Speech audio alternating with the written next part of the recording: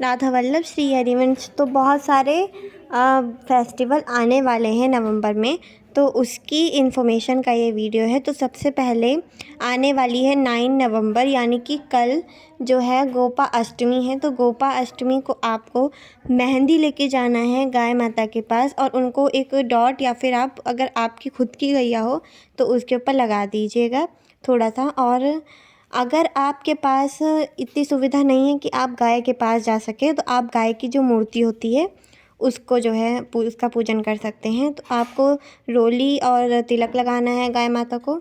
और गोपा अष्टमी के दिन हमारे जो कान्हा हैं वो पहली बार गौचारण के लिए गए थे, यानी कि गैया चराने गए थे पहली बार, तो उस दिन से उनका नाम गोपाल पड़ गया था।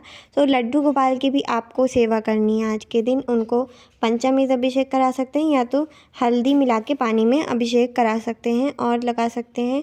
चूरमे का भोग आता है, चूरमा आप सर्च कर लेना वो बनता है, तो चूरमा बना लेना और वही चूरमा ले जाके आपको गाय को भी खिलाना है और ख़ुद भी प्रसाद खाना है। और गाय की 108 या फिर एक परिक्रमा लगा सकते हैं और गाय माता की आरती करना है और जितनी हो सके उनकी सेवा करिए गाय माता की। और लड्डू गोपाल का श्रृंगार करना है और उनके हाथ में एक छड़ी दे देनी है, क्योंकि छड़ी लेके जाते थे वो चराने गौचारण करने, और उनका श्रृंगार एक ग्वाले की तरह आपको करना है। तो उनकी भी आपको बहुत सारी सेवा करनी है और हमारी गाय माता की भी आपको बहुत सारी सी सेवा करनी है। और उसके बाद आने वाली है आंवला नवमी जो है 10 नवंबर को। तो उस दिन आपको आंवले का पेड़ का पूजन करना है और आंवले की पूजा करना है। अगर आंवले का पेड़ ना हो घर में तो आंवले को घर जो पेड़ हो तुलसी का उसके आगे रख लेना और फिर आप उसकी पूजा करना। और लड्डू गोपाल को हो सके तो हरे रंग का वस्त्र पहनाएं आंवला नवमी के दिन।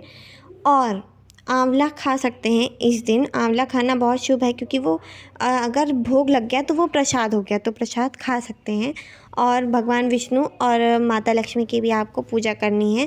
वैसे तो हमारे कान्हा ही भगवान विष्णु हैं, हमारी प्रिया जो हमारी प्रिया प्रीतमी हमारे लिए सब कुछ है, तो आप उन्हीं दोनों की पूजा करिए, आपको और किसी की पूजा करने की कोई ज़रूरत नहीं है। तो इसके बाद है 12 नवंबर को है देव उठनी एकादशी, जिसको बड़ी एकादशी भी कहते हैं। आज के दिन से अगर आप एकादशी व्रत नहीं करते हैं तो आप स्टार्ट कर सकते हैं।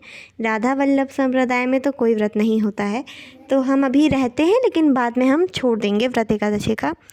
तो आपको इस दिन 365 बत्ती का दीपक जलाना है।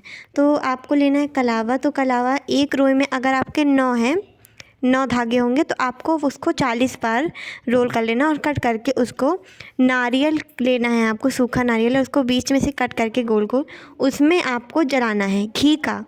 उसको जलाना है तुलसी माता के पास जलाना है।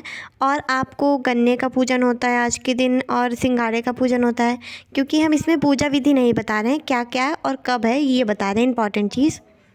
और आज के दिन की हुई सारी पूजा का बहुत बड़ा महत्व होता है। तो इसके बाद है देव दीपावली यानी कि 14 नवंबर को। तो उसी दिन है हमारे राधा वल्लभ लाल जी का प्राकट्य उत्सव। तो प्राकट्य उत्सव है तो हम तो बहुत धूमधाम से बनाने वाले हैं प्राकट्य उत्सव। तो देव दीपावली के दिन आपको 14 दिया जलाने हैं। 14 दिया आप कहीं भी जला सकते हैं, तुलसी माता के पास, अपने घर में, कहीं भी मंदिर में भी जला सकते हैं। और आपको बहुत सुंदर सा सेलिब्रेट करना है। अगर आप राधा वल्लभ संप्रदाय से हैं तो उस दिन आपको प्राकट्य उत्सव मनाना है लालजू का।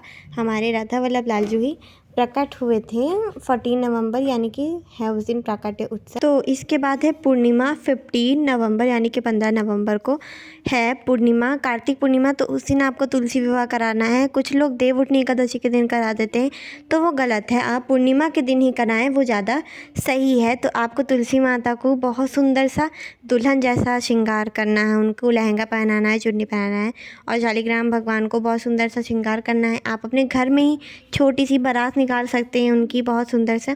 और खीर का भोग तो ज़रूर लगाना है, क्योंकि उनको वाइट चीज़ का भोग ज़रूर लगता है, उनको बहुत प्रिय है। कुछ लोग को ये चीज़ मालूम नहीं होती है और कुछ लोग कार्तिक मास में दीपदान सरसों के तेल से कर देते हैं, तो ये तो बिल्कुल गलत है। घी का दीपक ही जलता है तुलसी माता के आगे। तो अगर कुछ मिस हो गया तो आप कमेंट कर देना, मैं आपको नेक्स्ट वीडियो में बताऊँगी। राधा वल्लभ श्री हरिवंश।